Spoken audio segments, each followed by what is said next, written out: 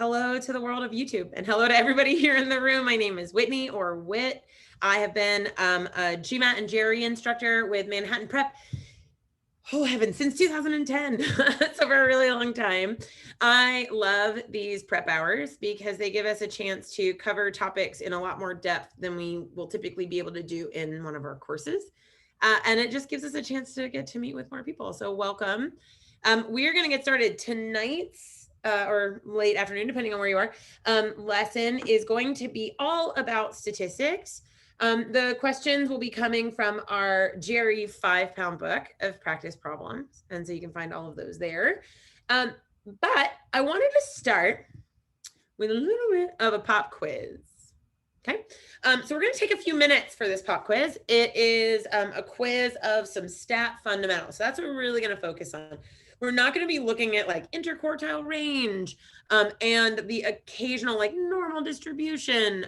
We won't be looking at as much of that tonight. We will instead be focusing on what is covered most frequently,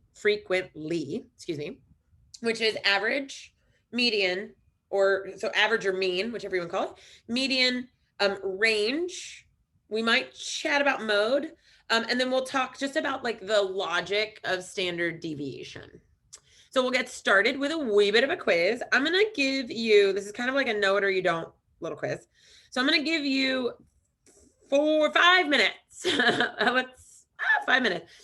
Do me a favor and pull in or message to the chat when you are done, just so I know. It'll send it just to panelists. But send a message to let me know that you're done. But like I said, I'll put about 5 minutes on the clock before we jump in. And so here you are. Enjoy your stat pop quiz.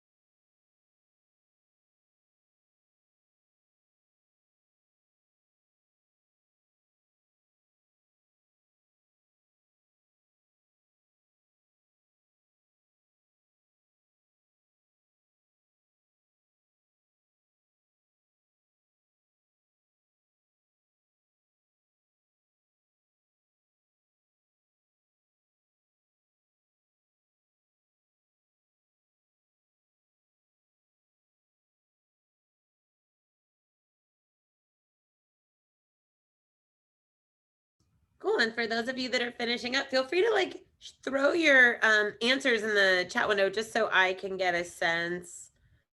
Or if there were any that got you stuck, maybe just let me know which ones you were stuck on. Mostly we're just using this to get clear on the definitions and formulas.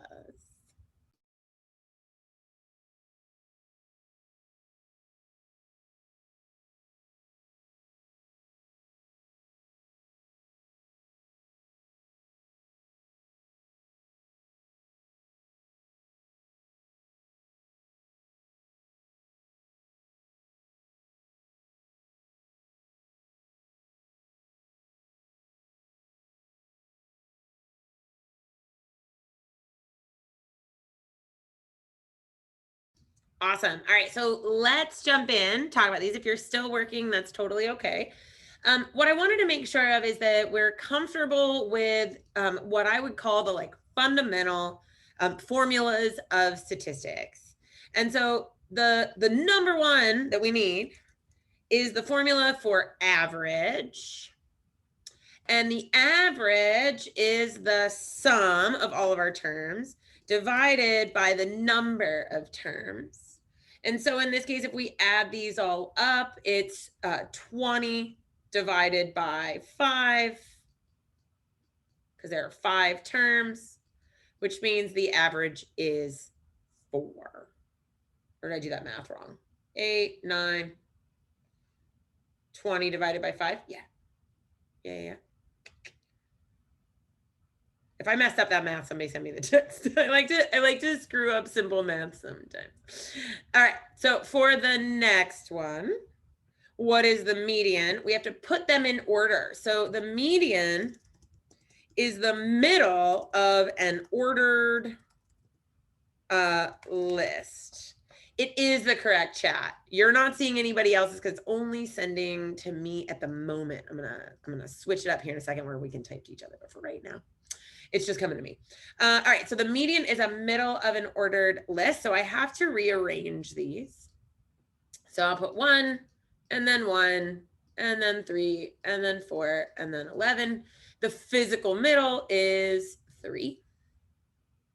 The range is going to be the highest minus the lowest value. So in this case, the highest value is 11. The lowest value is 1. That puts us at 10. And so now we've got some switches. So if 11 becomes a 21, we are now adding 1, 1, 3, 4, which is 9, 4, 5, 6, 7, 8, 9. 9 plus 21 now. So this new average is going to be 30 over 5, which is 6. But the median stays the exact same. It doesn't change. So outliers don't impact a median. If we get rid of the 11, however, the middle number is no longer 3. We have to take the average of the 2 middle numbers. So this will be the average of 1 and 3. So 1 plus 3 over 2 is 4 over 2, or 2. In terms of standard deviation, what you really need to know, like the most important thing that you know for standard deviation, is that on the test, you can think of standard deviation as how spread out the numbers are. So our least standard deviation, our lowest one, is going to be all 1s. This is the only one that we'd actually ever want to be able to calculate, and that is 0. It has a standard deviation of 0. The next compressed, so this is our first one, or I'll go the other direction. This is our 4th, since it's highest to lowest. So this one is number 4. With a little bit more deviation, we move here to number 3. So we've got some doubled up, and they're still pretty clustered, but they're not all identical. We go a little bit more spread out down with this last example. And then our most spread out is this first one. All right, the last question is a little bit more about a weighted average. And so what do we want to think about when we've got sort of like lumped values? So if her final average after taking 10 quizzes was 96, so I would put the average formula on your paper. Oh yeah, so what I mean by spread, great question, is that notice that these numbers are not spread out at all. They are literally all the exact same number. And so that means that there is no deviation. There's no spread of the numbers. They're all sitting on the same one. As the sets get more spread out, right? As the numbers within a set get all spread out. So if we think about a range is just the spread from highest to lowest, standard deviation is the spread throughout the entire set, how dispersed the set is. Cool. Hopefully that helps.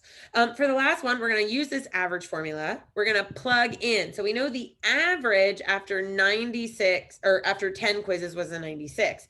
So we'll take 96 as the average. Our number is 10 quizzes. And then we got to figure out what the sum is. And the sum is kind of lumpy. She got 100 on 9 quizzes. So 100 for 9 quizzes. What did she get on her last quiz? We'll cross multiply. This is 960 equals 900 plus x. And therefore, x is 60. We subtract 900 from both sides. Sound good? How do we feel? These are our definitions. I'm going to leave the definitions up as we work. There's one more that I didn't bring up just so that you have it. There is mode, and mode is the most frequently occurring number. So in our original set, the mode is 1. In this set down here, set number 3, we actually have 2 modes, right? It's bimodal. One mode is at 15 and the other mode is at 16. The first set only has the 1 mode. It's 2 ones. And it doesn't just mean that there are 2 of them. It's whichever has the most repeats. And cool, I'm glad. I have a few folks saying that it felt, doable, felt kind of easy. I'll take it. Cool. All right, so let's start. We are going to start with a QC problem, quantitative comparisons problem. So the goal of a QC problem, for those of you that are maybe a little bit newer to the GRE, the goal of a QC problem, and so I'm going to kind of cover up the details of it just so we can have a quick, brief discussion about what it is. So the way a QC problem works is that you may or may not be given some information, and then you're given 2 quantities. So we'll call this the upfront information if there is any. And then you have 2 quantities. And the things within each quantity could be more like a story, like a math story. It could be just pure numbers, could just be variables. But these 2 quantities, your job is going to be to compare those 2 quantities. And these are the answer choices. So you're going to answer A if whatever in quantity A is always bigger. You're going to answer B if whatever is in quantity B is always bigger, no matter what. You're going to say C if I can prove that they are always equal to each other, like no matter what numbers I pick, no matter what the scenario, they are always equal. If, however, they are ever able to sort of switch, like sometimes quantity A is bigger, sometimes it's B, or maybe you can't even tell, right? There's no way to tell. There's not enough information to come up with a relationship at all. You'll pick D. All right, so our goal time for QC, so we're going to kind of move a little bit. Our goal time for QC is about 1.5 minutes. So kind of fast. So let's do it. We'll take a lovely deep breath. Ease into a real problem and then begin. You'll enjoy. And then send me your answer when you think you got it.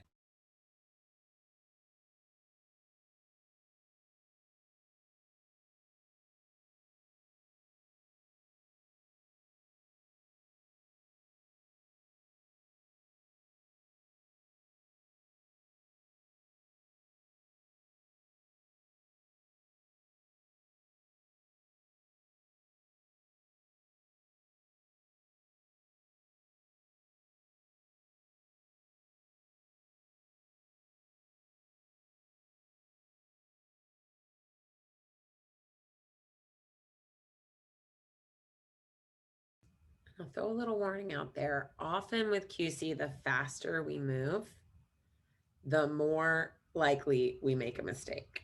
So just saying, if you got to your answer in 10 or 15 seconds, you might want to just check a few things. And yeah, just send them in the chat window.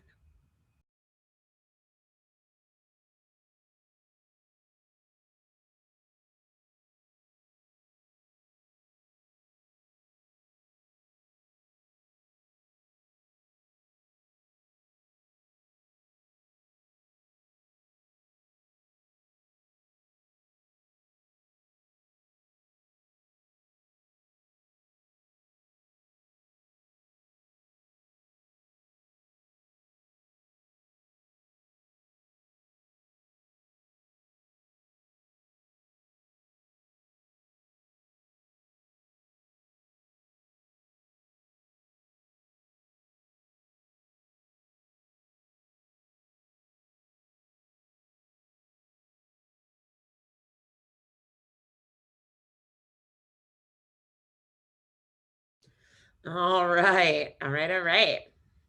So let's jump in.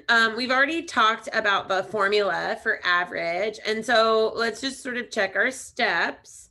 If I want to find the average of X, Y, and Z, that's X plus Y plus Z divided by 3.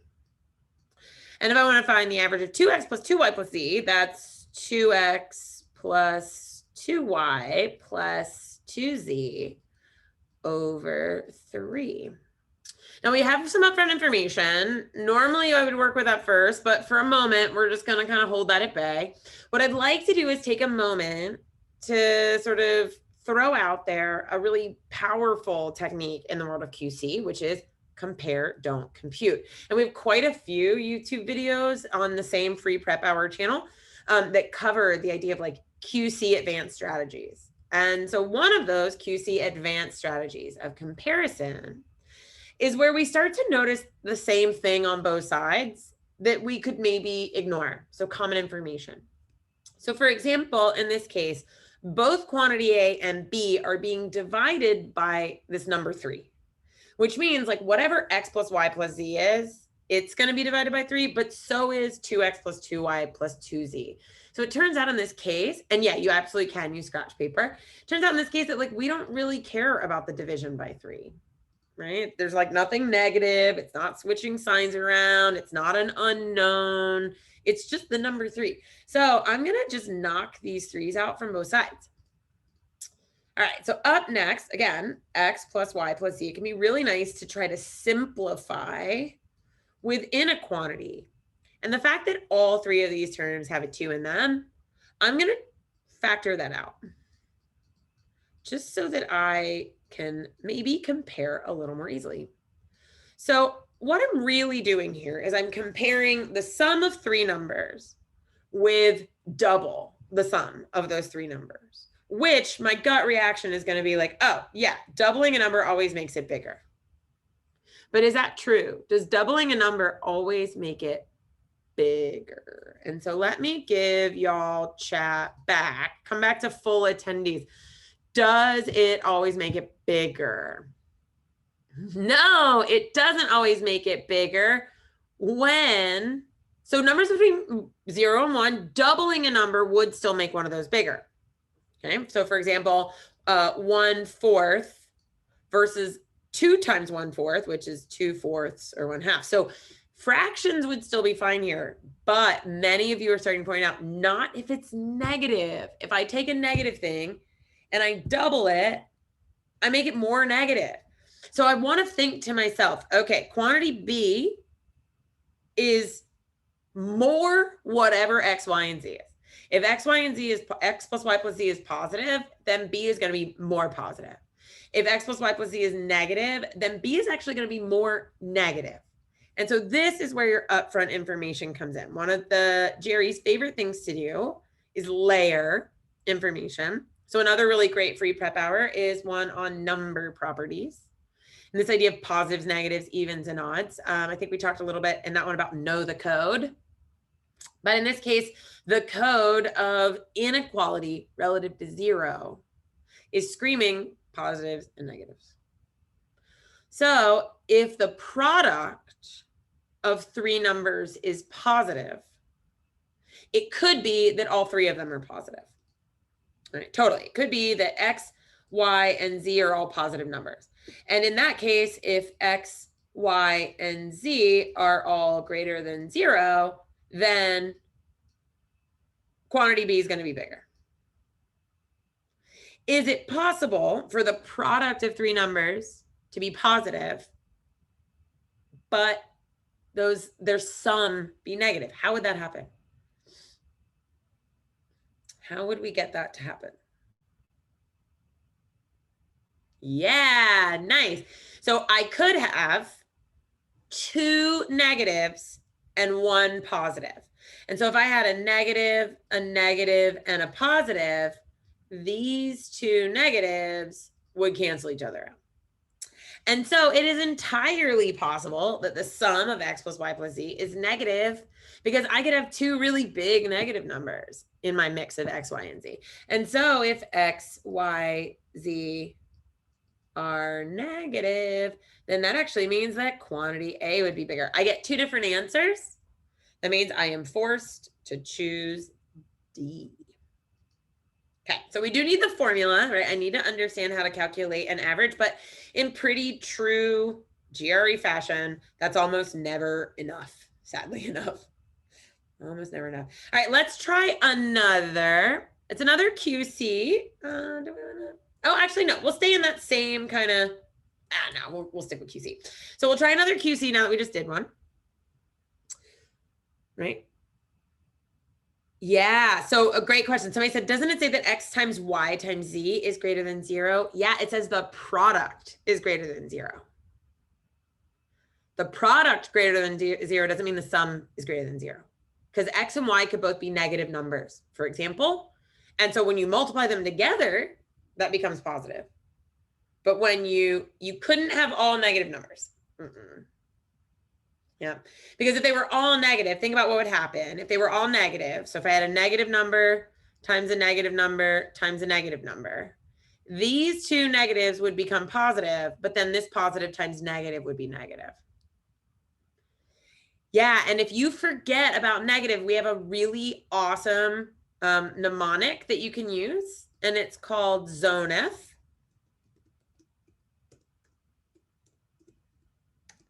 And ZONF is what you want to remember when you're testing out numbers, which is 0, 1, negative, extremes, and fractions. No, so the only answer choices are these four at the bottom.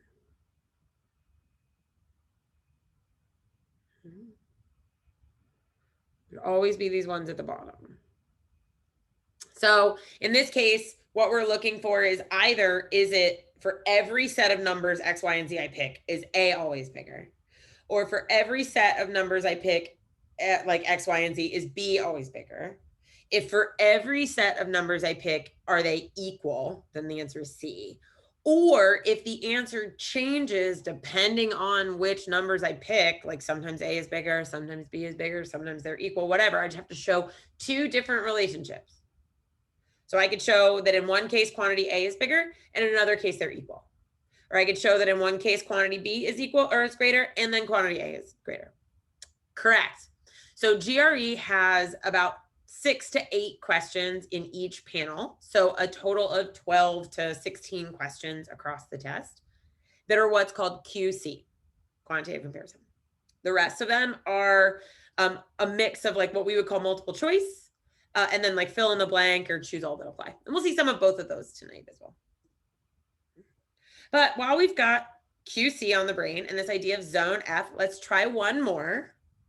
Take a deep breath. All right, good luck.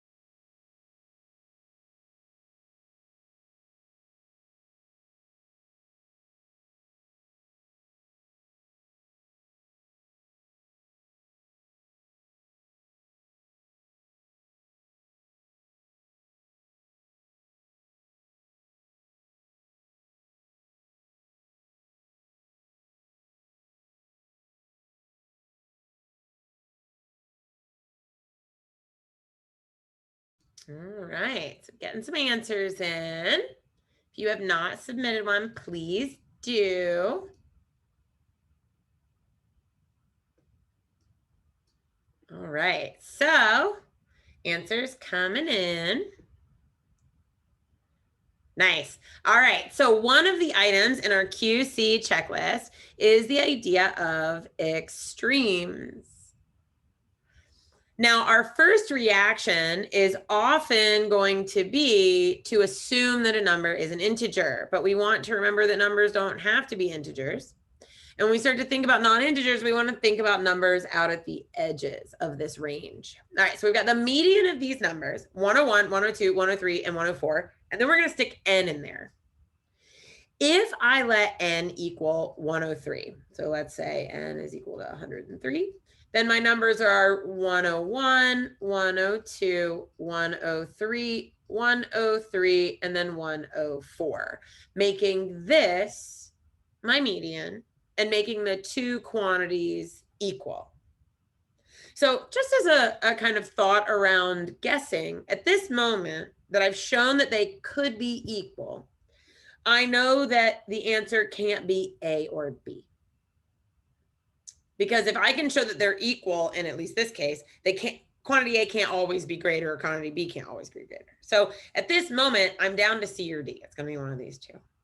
However, if I pick something off on one of these ends, so let's say I move to on the low end. So let's say n is equal to like 102.1. Now my numbers are 101, 102, 102.1, 103, and 104. My median is now a number smaller. Good enough. I've shown two different relationships and I'm finished. That's the only thing I have to do. I don't have to show all three. And so the correct answer, once again, is D. All right, so we've started to see median. We've seen average. I want to give you something a little challenging. Let's put those two things together. We'll move back towards a question that is more layered, right? That's got a couple of different pieces.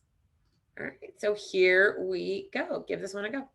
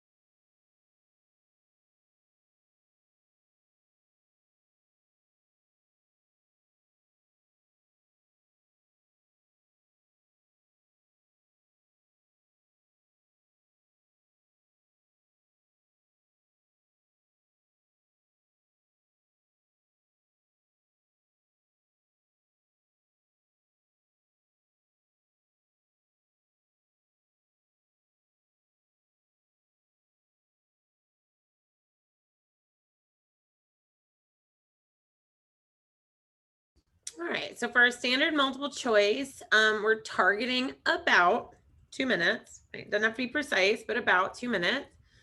And so if you have not yet, start to send me your answers. I have far fewer answers this time around. That's okay though, that's pretty normal.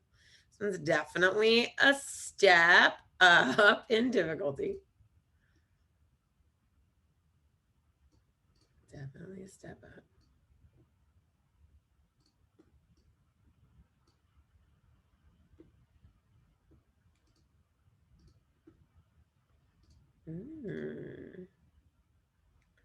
All right. So the median of the 4 items listed above is 4. The key here is that the median is the middle of an ordered list. So I have to put these items in order. So let's imagine, just for our own sanity, let's imagine that X is 5. So this would be 6, this would be 7, this would be -3, this would be -2.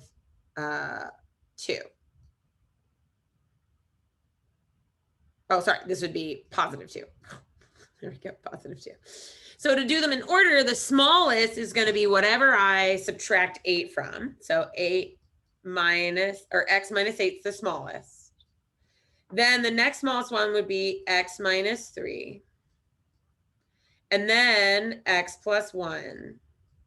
And then X plus 2. Okay, so where is the median then? Again, these are just numbers to see if we could kind of figure it out. Where would the median in this list be? How would I find the median in this list? Yeah, I got to take the average of the middle 2 terms, which is a little annoying to take the average of the middle 2 terms, but I have to take the average of those 2 terms. So let's do that. Let's get that average up.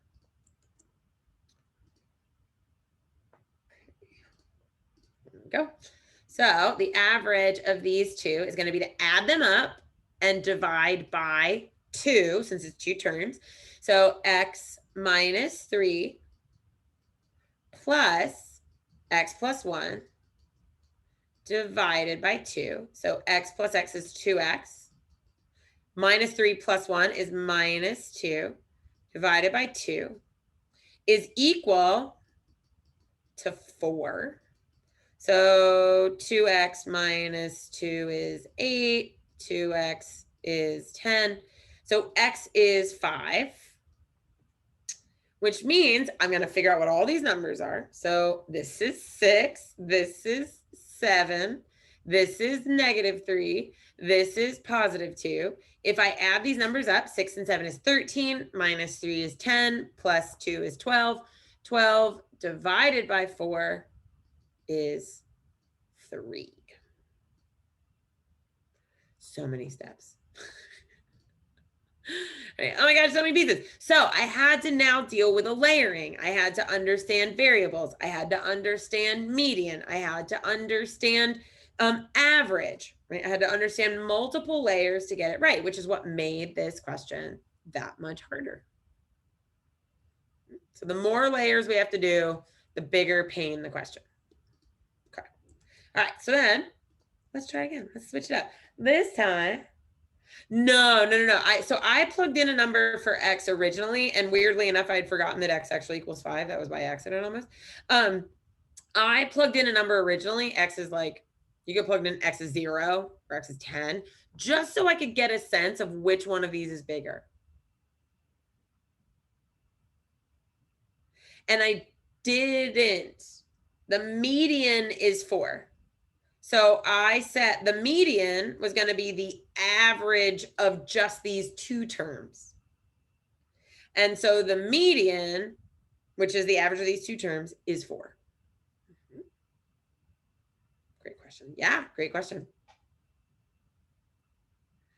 And yep, then when I want to find the average, I plug 5 into each one of these, what we solved for 5, for X, into each one of these, add them all up, which was 12, divide by 4, equals 3.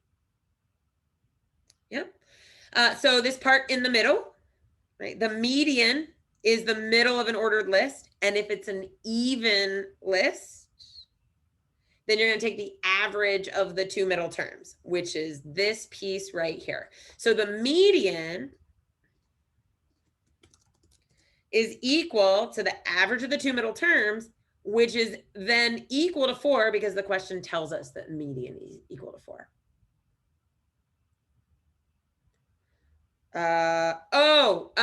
No, you couldn't plug in just from the beginning because these aren't the value of X.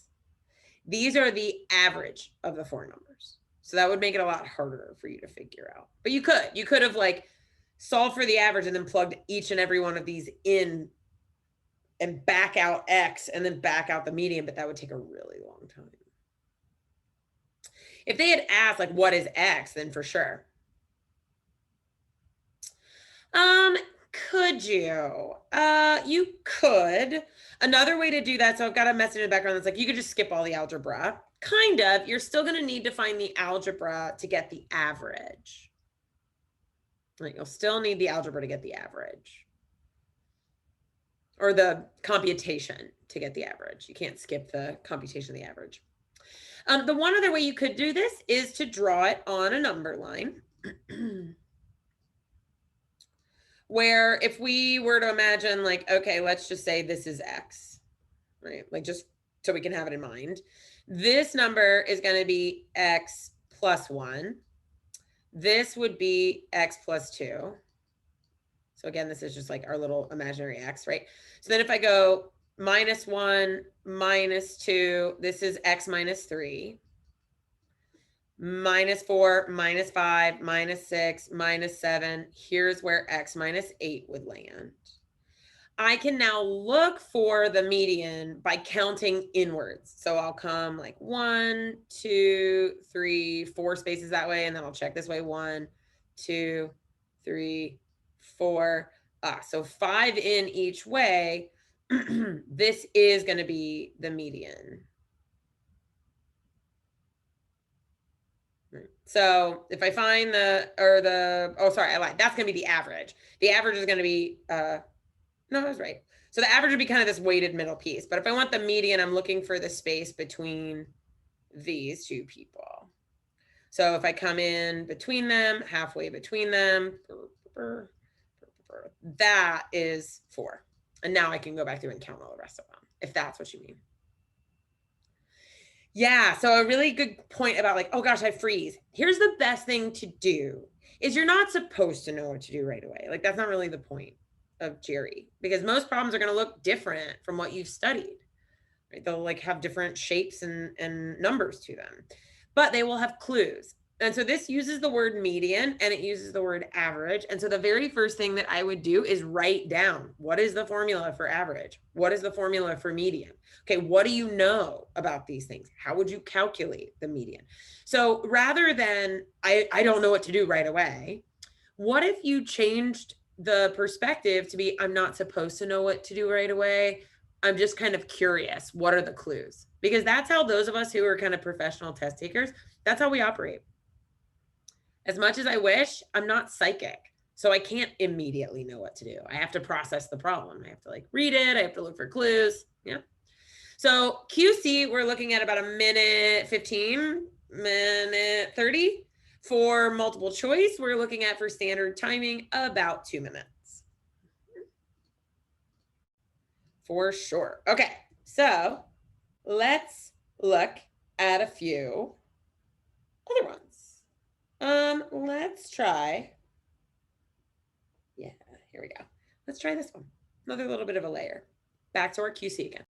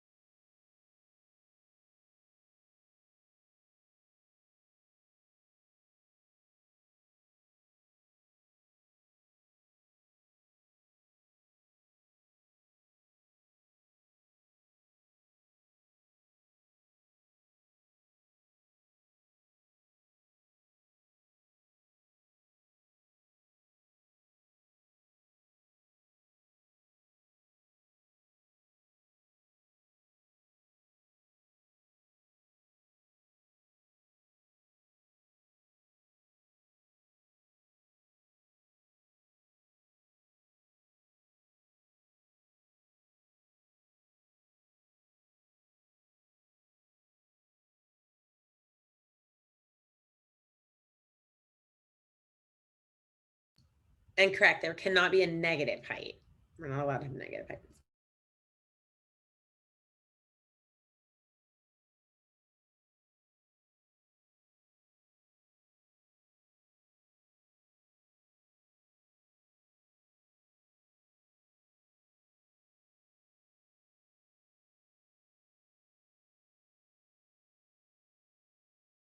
All right, very nice. So we've got Janani is 6 centimeters taller than Preeti, and who is 10 centimeters taller than Ray. What I might do, or what I would certainly do, is just try to get a visual on these folks, and I would put them on a number line. So Janani is 6 centimeters. So Janani is taller than Preeti, and Preeti is taller than Ray. So if I've got Ray here, Preeti is 10 centimeters taller. So this like space in here would be 10. And Janani is just over half of that, or 6 centimeters taller than Preeti. So I can tell you already, I know who the median is. The median is going to be Preeti, whatever that is, right? Whatever height that is. So what we can do is two things. I'm going to show you the formal way first. So let's imagine, and let's pick easy numbers. Let's imagine that Ray is 10 centimeters. These are little teeny, these aren't actually people. These are tiny little fish. Right. So we got this little 10 centimeters. So Ray is 10 centimeters. Preeti is therefore 20 centimeters. And Janani is 6 centimeters taller than that, so 26. So the median is 20. And then their average would be 56 divided by 3, which is less than 20. You can use your calculator, but 60 divided by 3 is 20. So this is actually going to be smaller than 20. All right, so let's try a second one. We'll pick something a little weirder. Let's say Ray is more like 200 centimeters, and that puts Preeti at 220 centimeters. And let's see, we've got Janani is at 226 centimeters. Or sorry, this is 200, not 20. This is 210 and 216. So 210 and 216. All right, well, the median is still Preeti, so it's 210. This time the average is 626. So 626 divided by 3, right? Grab your calculator if you don't trust it. Right. And then from your calculator, 626 divided by 3, we will get once again a number that is smaller. This one is 208, which is smaller than quantity B. You could try one more to prove it, but we normally say pick 3, right? Test out 3. Now, another great way to do this problem is understanding what a skewed set looks like. So the median, right? The median is always going to be the middle of the list, right? The middle of the list. So in this case, Preeti is our median. But the average is always going to be pulled towards the outlier. So if we've got 3 items, notice that Ray is further from Preeti than Janani is. And so Ray is going to have a stronger pull on the average. So the median is going to be here in the middle, but the average is going to be pulled down to the left. So in this case, the average will always be less than the median. You could, if you could prove the answer algebraically using symbols, for sure. So for example, same thing here. You could say then that Ray is R. Let me do a different color. Ray is R. Preeti is going to be R plus 10. And I'm assuming that's what you mean. So we've got R. Preeti is R plus 10. And Janani is R plus another 6, so 16. So the average will be R plus 10 plus R plus 16. That's 3 different people's heights, all divided by 3. So this is 3R plus 16. over 3. Or I can distribute that 3 division, R plus 16/3. Oh, thank you, 26. 26 divided by 3, which is R plus 8 2/3. Whereas the quantity B, the median height, is going to be pre-T, which is R plus 10. So if I'm comparing R plus 8 2/3 up against R plus 10, R plus 10 is always going to be greater. Totally allowed to. All excellent ways. Yeah, for sure. All excellent ways of solving. Let's see. Let me get y'all one that's a little even more layered. Let's add one more. Okay. So let's see if we can indicate for these. Yeah, here we go. What do y'all think about these? And I'll set a timer counting up.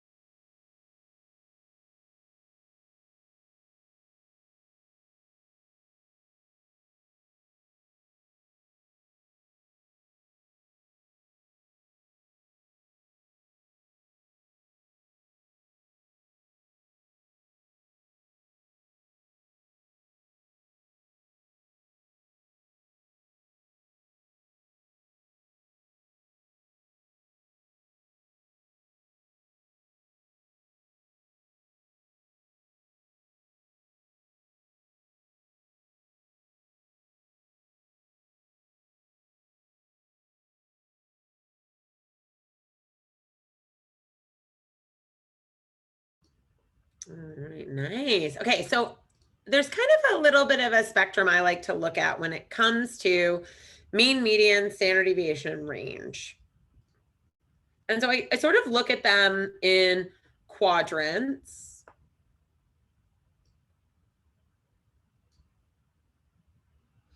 And so mean and median, these two values, mean and median, are both getting at a measure of what we call like the central tendency, like the middle of a set. And these are all different statistics to understand like the central tendency of a set. But mean and median are searching for the physical middle. And something about standard deviation and range are more searching for the ends of a set. So I often like to think of, so we're going to put this as mean, median, standard deviation, and range.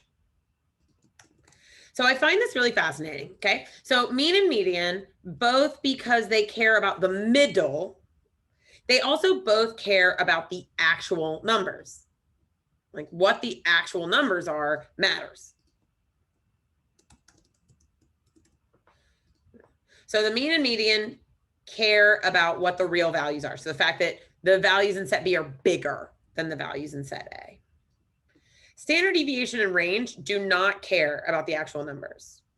They think about abstract spread, like how far apart stuff goes. And so, for example, the range, highest minus lowest for set A, 9 minus 1, is the same range as 14 minus 6. The range in both of these is 8. right? The range doesn't care what the actual values are. The medians, however, of 5 and 10 do matter. Right? So the actual values matter for mean and median. The actual values don't matter for standard deviation and range. The other thing that's kind of fascinating, we come across the other direction, is that median and range care a lot about outliers. So outliers being those numbers that are way outside. So if this had been 1, 3, 5, 7, 1,000, that's going to have a massive impact on our median and our range. It will have a lower impact. So mean and standard deviation, or excuse me, I have this backwards. Median does not care. I always do these two backwards. There we go. Average cares, but median doesn't care as much. Median doesn't care at all about outliers. Right?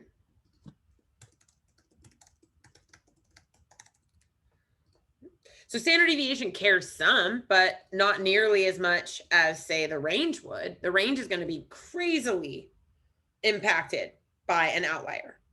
And the average, is the median doesn't care at all, like not even the littlest bit, while the average does care a little bit about outliers. So we have this kind of like interesting categorization that we use all 4 of these measures, and then mode gets sort of tossed in on top. We use all 4 of these measures to kind of understand, like, where is the set in space? Median and mean help us understand that. And then range and standard deviation help us understand how big it is. Yeah, they do. They just barely care. They care a lot less. They care a lot less than, say, the range. So if we're looking at measures of the middle, the median is the least affected by an outlier. The mean is a lot more. Standard deviation relative to range cares a lot less about outliers than range. Range is immediately shifted by an outlier. Standard deviation is like pushed by an outlier. So they are affected for sure. So this one is like entirely unaffected by an outlier. This one is entirely defined by an outlier. And the other 2 are kind of like subtly kind of fitting into the bunch. So you can think of maybe if that's easier for you to think about it that way, that these 2 are kind of like mid-level, hit by outliers. These 2 are either not at all or completely affected by outliers. So we definitely know that the average and the median of a set that's bigger, like higher, is going to be higher. So set B will absolutely have a greater mean and median. We also know that their range is going to be the same. In this case, their standard deviation is also going to be the same because the actual spacing up by 2, right? 1 to 3 to 5 to 7 to 9, or 6 to 8 to 10 to 12 to 14, the actual spacing is identical. And because the actual spacing is identical, the range or the standard deviation doesn't change. In fact, if you add or subtract anything from a set of numbers, so if I add 5 to every number in a list, or if I subtract 10 from every number in the list, standard deviation doesn't change. Doesn't change one bit. So let's look at one more, because standard deviation tends to kind of be a weird one. A way that these will turn up that I find really fun is in QC. So let's try one more before we call it. You don't have to know how to calculate standard deviation. They'll never ask you to. There's the good news. They'll never ask you to. Here you go. Let's try this one.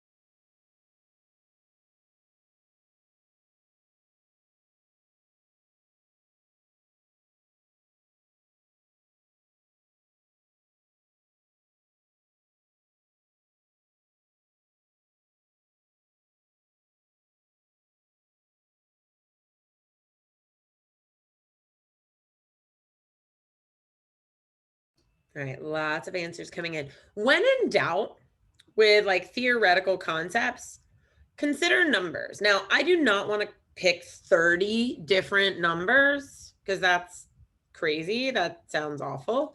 It's enough to know that it's 30 distinct, meaning different numbers. So I'm just going to try a smaller set. So I'm just going to imagine the set 1, 2, 3. And so let's say, all right, the set's 1, 2, and 3. If I were to add 3 to every term, that becomes 4, 5, and 6. And it's going to be the same. They're spread out in the exact same way. Ditto if I did like 5, 10, and 15. Now they're still spread out to 8, 13, and 18. Or even if they weren't evenly spaced, let's say I made it 1, 2, and 9, they would be 4, 5, and 12. It's still the same spacing.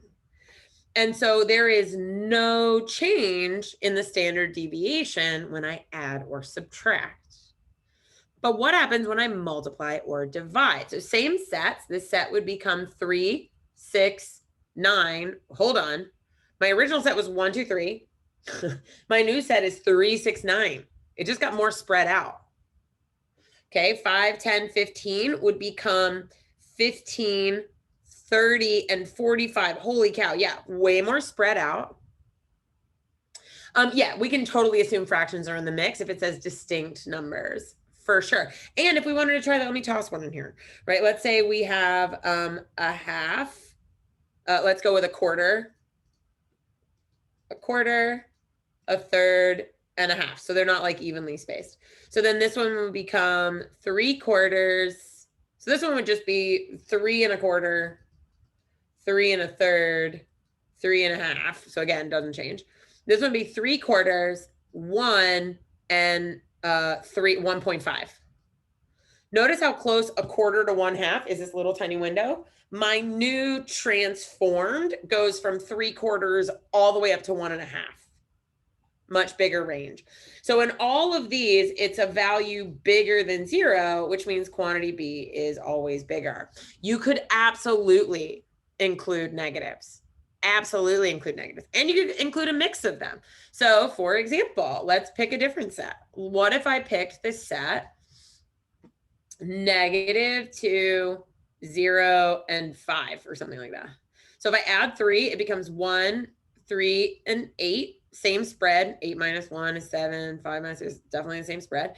But if I multiplied everything by 3, notice what happens. It's -6. Okay, that got way lower. 0 and 15. This thing blew up. So you ready? Here's the fun news. If I take a standard deviation of some set, let's say I know what the standard deviation is, and I add or subtract any number, it stays the same. So it doesn't change.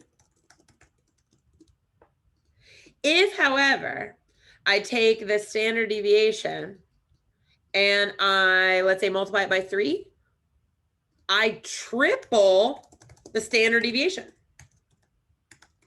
So if the standard deviation used to be like 2, it's now 6. If the standard deviation used to be 5, it's now 15. Note that standard deviations are always positive. Doesn't matter what the numbers are. Standard deviations are always positive. If I were to take the standard deviation and divide it by, let's say, 5, I cut the standard deviation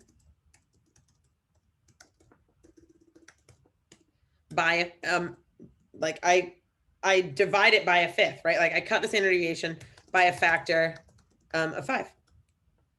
More than that. I take a fifth of it. It's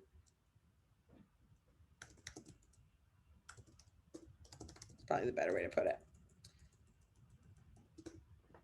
So when I multiply or divide an entire set by something, I multiply or divide the standard deviation to match. And when I square things or cube things, I'm going to exponentiate that same thing as well. But yeah, you don't have to be able to solve, like compute standard deviation, but you do have to understand it theoretically. Awesome. Okay, so as you are working, what you really want to make sure, there's more advanced statistics concepts of like whisker, right? Scat, like these like, it's like plots. We've got like distributions, so standard, normal distribution type stuff. Wildly less frequently occurring. In fact, you may never see one of those questions on the test, but you absolutely will see something with average or median or standard deviation. Maybe range might get thrown in, right? So always will work. Yeah, always will work. Yeah, I think for fractions, it's going to change it. You have to look at like what the exponentiation would do. It gets weird for that one. So it's like a whole different weird set of rules. So the correct answer in this one is in fact B. It is in fact B. Very, very nice. Yeah, no, the exponential thing doesn't work in the sense that like you can just like square it. It just means that there's going to be an exponentiation happening inside your standard deviation. Could be shrinking it, could be increasing it. Yeah. Awesome. Y'all, just so you know, for next steps, I'll put it up. Make sure you've copied down all the functions or formulas that you wanted to grab. A reminder that everything came from our 5-pound book that you can get from us or from Amazon. I think our store even runs it through Amazon. If you have not yet, please go to our website and take a full GRE practice test and assess where you are. And then again, if there's anything, we have all kinds of free stuff. I put in the Q&A, the YouTube channel, but I'll put this here. This is our free prep hour where you can find even more of these there. You can also sign up to take the session 1 of any of our full courses for free. So you can come hang out with us. We do a lot of stuff on QC and like the vocab and reading comp kind of questions on the verbal side. But otherwise, it has been a pleasure, y'all. I hope you have a wonderful rest of your Sunday.